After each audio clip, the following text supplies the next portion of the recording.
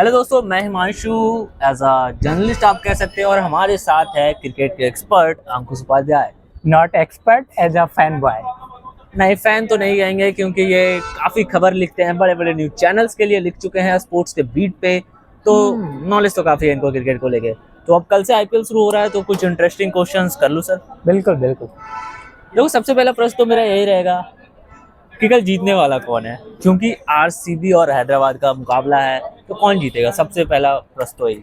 RCB और हैदराबाद दोनों ही एकदम गन टीम है और जब भी सामने आएंगी बिल्कुल हाई स्कोरिंग मैच होने वाला है, क्योंकि लास्ट टाइम जब बेंगलुरु में हैदराबाद और ये बेंगलोर का मैच हुआ था उस टाइम आईपीएल का सबसे बड़ा स्कोर बना था और वो किसने बनाया था? हैदराबाद ने। वैसे अगर हम ऑन पेपर पे देखें तो हैदराबाद का जो रिकॉर्ड है वो अच्छा है, लेकिन अगर हम पिछले 5 मैच का देखें तो आरसीबी ने 3 मैच जीते हैं और आरसीबी डिफेंडिंग चैंपियन भी है, तो उनका कॉन्फिडेंस भी अलग ही लेवल पर होगा। और इस बार हमें विराट कोहली भी अलग नजर में दिखाई देने वाले हैं, क्योंकि उनके पास अब कुछ भी प्रूव करने के लिए बचा नहीं है, तो वो इस बार पूरा खुलकर खेलने वाले हैं। और उनके प्रैक्टिस के वीडियोज भी बहुत सारे सामने आए थे जिन्हें देख के लग रहा था कि वो इस बार एक अलग ही लय में नजर आएंगे। वो लगता है कि अपने पुराना रिकॉर्ड तोड़ेंगे, वो भले ही नहीं तोड़ेंगे लेकिन इस बार विराट कोहली का स्ट्राइक रेट जरूर बढ़ने वाला है।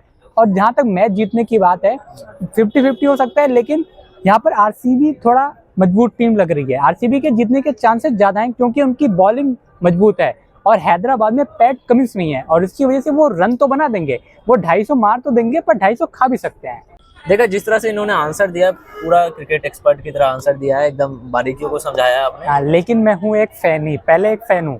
चलो फैन मान लेते हैं, हम आरसीबी फैन है ये कहते हैं खुद को, मैं तो क्रिकेट एक्सपर्ट ही मानता हूँ। तो 2024 में सबसे ज्यादा आईपीएल में जो रन थे वो आरसीबी के खिलाफ भी हैदराबाद ने बनाए थे। बिल्कुल। और कल का मुकाबला है, और हैदराबाद में भी अगर मैं थोड़ी टीम को देखूं तो ईशान किशन फॉर्म में है, अभिषेक फॉर्म में है, और 2-3 दानव तो हैं ही जिनका नाम लूं क्या। तो क्या लगता है कि कल 300 पार या मतलब अब तक का सबसे हाईएस्ट स्कोर बन जाएगा?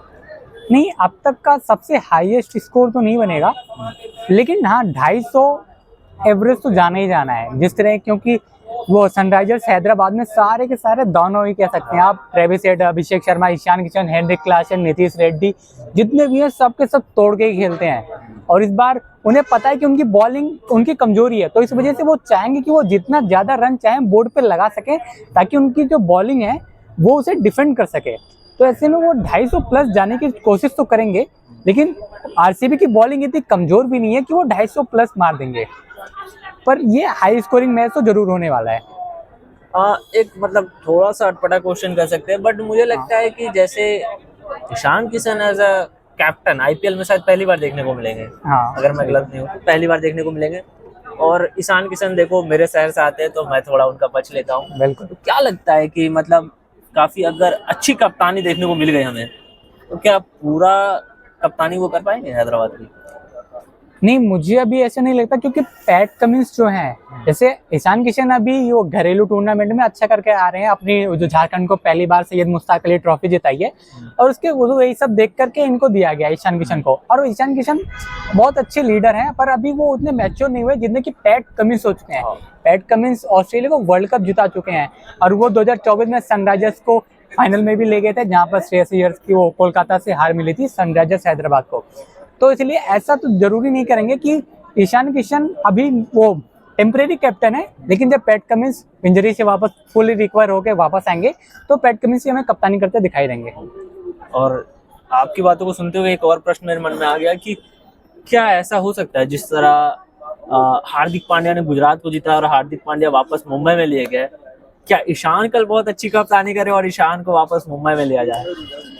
ऐसी जरूरत तो अभी नहीं है, क्योंकि मुंबई इंडियंस की टीम में अब जगह ही नहीं बची है। क्योंकि आप देखेंगे वहां पर इस आईपीएल में मुंबई इंडियंस की टीम सबसे ज्यादा बैलेंस है, उनका बॉलिंग, बैटिंग, फील्डिंग, हर एक चीज बिल्कुल क्लच है। मतलब आप ओपनर में देख लो तो रोहित शर्मा और फिर क्विंटन डिकॉक है, यहाँ पे रेयान रिकल्टन आ जाएंगे, तिलक वर्मा, सूर्य कुमार यादव, हार्दिक पांड्या, नमन धीर, एक से बढ़कर एक टीम इंडिया का, मतलब ये समझ लो कि टीम इंडिया की दूसरी टीम ही है जो मुंबई इंडियंस में खेलेगी।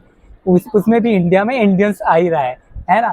तो ऐसी जरूरत नहीं होने, और ईशान किशन है वो उन्हें एक अच्छा प्लेटफॉर्म अभी मिल गया है, वो अपने आप को साबित कर सकते हैं। वैसे T20 वर्ल्ड कप में जिस तरह से ईशान किशन ने 3 नंबर पर बल्लेबाजी की, पहले ओपनिंग भी की, वैसे वो इसी तरह चाहेंगे कि इसी तरह वो IPL में भी खेलें, ताकि वो अपने बाद में उन्हें हो सकता है कि कैप्टनसी मिले, किसी और टीम में जा सकते हैं बाद में। खैर वो बात की बात है, पर अभी कुछ सालों में तो बिल्कुल ऐसा नहीं होने वाला है। बट ऐसे देखो मुंबई में कमी तो खलती है मुझे, ईशान अगर मुंबई में होता है तो एक अलग ही मजा होता है, और पर्सनल फेवरेट ब्लू जर्सी में अच्छे लगते हैं ईशान खेलते हुए। हाँ, नेक्स्ट क्वेश्चन जो होगा थोड़ा मतलब अटपटा कह सकते हो, बट एज अ जर्नलिस्ट हम तो खटोर के निकालेंगे ही, हमारा काम है। बिल्कुल। तो हैदराबाद को लेके थोड़ा नेगेटिव PR या फिर कह सकते हो लोग थोड़े अपसेट थे, क्योंकि आपको पता ही होगा प्लेयर खरीदना और ये सब, बाकी तो ये आपको विस्तार में बताएंगे ही। बट जो बीच में चला था, हम ट्विटर ले ले, एक्स ले ले, जिस पे भी बोले, इंस्टा पे भी बोले, फैन थोड़े थे कि हम तो हैदराबाद को सपोर्ट नहीं करेंगे, एज अ पाकिस्तानी प्लेयर उन्होंने लिया ये वो। तो आपको इस पे क्या टेक है?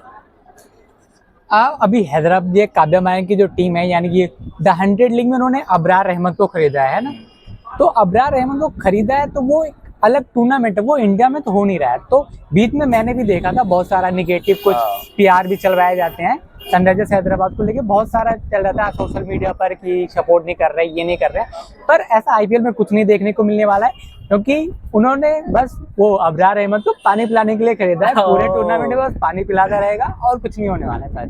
हाँ देखो, जिसे हम ये भी कह सकते हैं, देखो कितना मस्त आंसर दिया यार, कि हम जिन्हें समझ रहे हैं कि हम उन्हें सपोर्ट नहीं करेंगे, हो सकता है वो बस उन्हें डाउन टू अर्थ, वैसे अर्थ पे भी नहीं है, वो नीचे ही है कहीं, तो औकात दिखाने के लिए हम कह सकते हैं कि बाकी वो अलग कंट्री में हो रहा है, अलग टूर्नामेंट है, तो उससे हमें ज्यादा फर्क नहीं पड़ना चाहिए, क्योंकि अगर वो IPL में कुछ होता है तो वो अलग बात होती है। देखो जो अभी तक मुझे जो खबर से पता चल रहा है कि RCB की, आपने कह दिया RCB जीतेगी या फैन हुआ या जो भी कह लो, बट बॉलिंग कहीं ना कहीं कमजोर है। कल हेजलवुड नहीं है और यश दयाल हमारे नहीं है, तो क्या लगता है बॉलिंग या फिर RCB, मतलब हैदराबाद दानव और बॉलिंग भी कमजोर, तो कल क्या होने वाला है? अब बेंगलुरु के लिए एक बड़ी प्रॉब्लम ये है कि जॉश हेजलवुड स्टार्टिंग के कुछ मैचेस में नहीं है, और यश दयाल तो पूरे टूर्नामेंट से ही बाहर हो गए हैं, वो अपने पर्सनल रीजन की वजह से। लेकिन RCB के पास इसका बैकअप है, हैदराबाद के पास इसका उनकी बॉलिंग का बैकअप नहीं है। पैट कमिंस चले गए तो उतने कुछ उनके लेवल का गेंदबाज नहीं है, लेकिन यहाँ पर जॉश हेजलवुड गए हैं और न्यूजीलैंड का जैकब डफी है हमारे पास RCB के पास, जो कि बिल्कुल लाइक टू लाइक रिप्लेसमेंट की तरह है। और जहां तक यश दयाल की बात है, तो उनको रिप्लेस करने के लिए भी 2-3 खिलाड़ी हैं, जिनमें सबसे पहला नाम मुझे याद आता है मंगेश यादव का। वो बिल्कुल वो यश दयाल की तरह लेफ्ट आर्म पेसर, और यश दयाल की जो स्टोरी है वो आप सुनेंगे तो आपको बिल्कुल भावुक कर दी। वो एक ट्रक ड्राइवर की बेटी है, जब मैंने उनकी कहानी पढ़ी मुझे बहुत ज्यादा इंस्पिरेशनल लगी। या फिर जो मंगेश यादव, उनकी जो कहानी मैंने पढ़ी उसके बाद काफी ज्यादा इमोशनल हो गया था। उनके पिता एक ट्रक ड्राइवर हैं और आज वो RCB के लिए खेल रहे हैं। और मंगेश यादव ने एक बार बताया था कि जब उन पर बिड लगाई जा रही थी ऑप्शन में, तब हैदराबाद भी उनके पीछे जा रही थी, लेकिन वो ये कह रहे थे कि हैदराबाद उन पर बिड ना लगाए, क्योंकि वो RCB में रहना चाहते थे। यानी कि उन्हें ज्यादा पैसे नहीं चाहिए थे, बल्कि उन्हें RCB में विराट कोहली के साथ खेलना था। तो जहां तक मुझे लगता है कल वो अपना डेब्यू जरूर करने वाले हैं। और वैसे उनके पास एक दूसरा ऑप्शन भी है रसीक डर सलाम का, जो कि पहले भी IPL खेल चुके हैं, लेकिन जहां तक मुझे लगता है मंगेश यादव का कल डेब्यू होने वाला है। अब देखो, जैसे ये बोल रहे थे उनकी स्टोरी में मुझे गूजबम्स आ रहे थे भाई। कोई अगर बहुत ही नीचे से आता है और विराट कोहली जैसे बड़े प्लेयर के साथ खेलता है तो ये बहुत बड़ी बात है।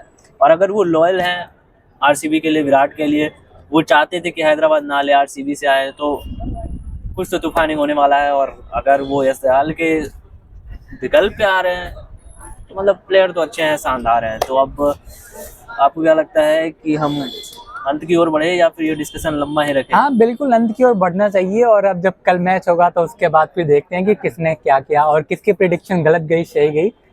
लेकिन प्रेडिक्शन तो नहीं मैं कह सकता हूँ, क्योंकि मैं बस सवाल कर रहा था। हाँ, अगर आप कहें RCB हैदराबाद में मैं किसे सपोर्ट करता हूँ, तो देखो एज अ ईशान फैन मैं हैदराबाद को सपोर्ट करूंगा। पर एज अ विराट फैन, मतलब मेरे दोस्त के फैन है, मैं भी विराट का फैन हूँ, तो मैं RCB को सपोर्ट करूंगा। देखो एज अ जर्नलिस्ट मैं बायस्ड हूँ बिल्कुल होना नहीं हूँ बट चलो कोई भी जीते, खैर हम इनके साथ आते रहेंगे। और ऐसे ही इंटरेस्टिंग और IPL से रिलेटेड अंदरूनी जानकारियाँ जो नॉर्मल रील्स पे आपको नहीं मिलेगी, वो जानकारियाँ मैं इनके साथ लेकर आऊँगा।